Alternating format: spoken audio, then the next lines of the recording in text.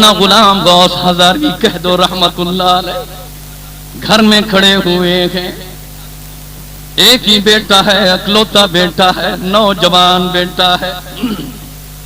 آخری ہچکیوں میں پڑا ہے۔ ڈاکٹروں نے جواب دے دیا رات کا مہمان ہے، آج کسی وقت یہ دنیا سے روانہ ہو جائے۔ دروازہ کھٹکھٹا، مولانا غلام غوث ہزاری دروازے پر پہنچے، دیکھا ایک بوڑھا کھڑا ہوا ہے، کہتا ہے او مولانا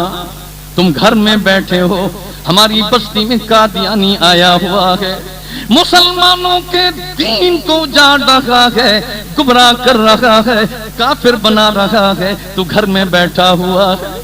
غلام غوث ہزاری جو ہی یہ سنتے ہیں گھر میں داخل ہوئے، اپنا چھوٹا سا بیگ لیا، جو ہی گھر سے نکلنے لگے بیٹے کو بوسہ دیا،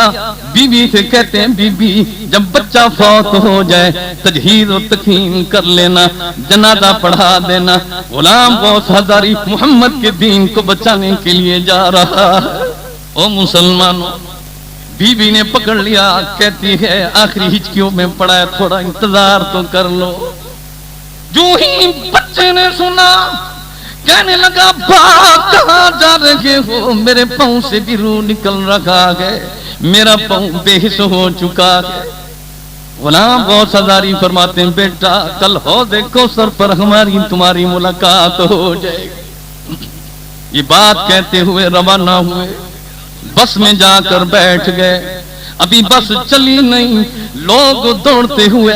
مولانا آپ کا بیٹا فوت ہو چکا ہے، آئیے تجہیز و تکفین کر لیجئے، جنازہ پڑھا لیجئے، بعد میں سفر جاری رکھنا۔ مولانا غلام غوث ہزاری کا جواب سنیے، او علماء کی جماعت، او اپنے اکابرین کا نام لینے والوں، غلام غوث ہزاری جواب میں فرماتے ہیں لوگوں تجہیز و تکفین میرے بیٹے کی ہو جائے گی، جنازہ پڑھا دیا جائے گا، جنازہ پڑھنا فرض کفایہ ہے، امت محمد رسول اللہ کو گمراہی سے بچانا فرض عین ہے، میں فرض عین چھوڑ کر فرض کفایہ کی طرف نہیں آ سکتا۔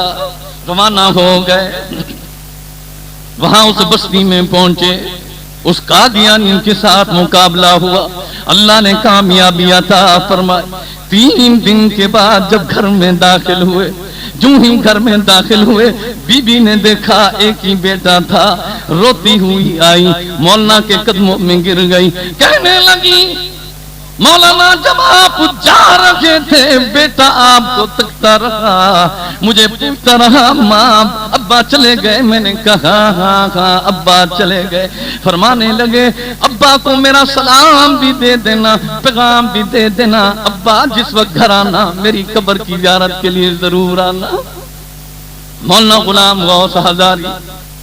جو ہی سامان رکھا قبر پر پہنچے، ہاتھ اٹھا کر فرماتے ہیں اللہ اللہ میں تیرے دین کی خاطر ختم نبوت کی خاطر اس قادیانی کے خلاف کیا ہوا تھا، اللہ وہاں بھی تو نے فتح و نصرت عطا فرمائی، اب میرے بیٹے کی قبر کو جنت کا باغ بنا،